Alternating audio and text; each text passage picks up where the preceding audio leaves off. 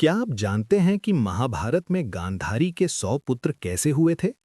क्योंकि किसी भी स्त्री के लिए 100 बच्चों को जन्म देना संभव नहीं है। तो आखिर ऐसा हुआ कैसे? आज हम इसी रहस्यमयी कहानी को जानेंगे। कहानी शुरू होती है हस्तिनापुर की रानी गांधारी से, जो धृतराष्ट्र की पत्नी थीं। गांधारी बहुत ही तपस्विनी और पतिव्रता स्त्री थीं। उन्होंने अपने अंधे पति के सम्मान में स्वयं भी अपनी आंखों पर पट्टी बांध ली थी।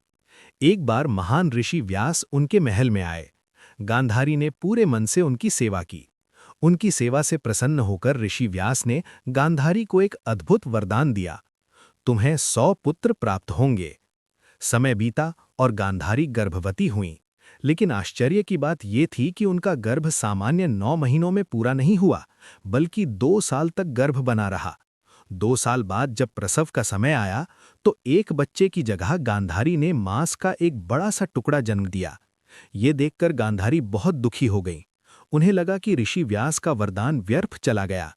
तभी उन्होंने ऋषि व्यास को बुलाया।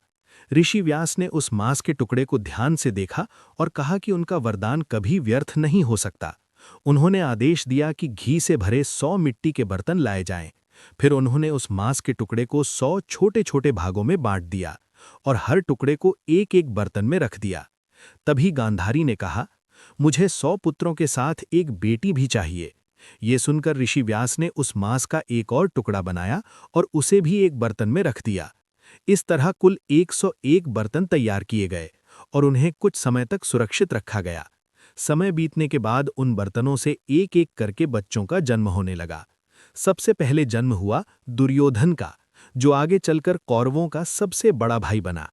इसके बाद जन्म हुए बाकी 99 कौरव भाइयों के, और 101वें बर्तन से जन्म हुई उनकी एकमात्र बहन दुशाला की। यही थे कौरवों के जन्म की रहस्यमयी कहानी, जिसका वर्णन हमें महाभारत में मिलता है।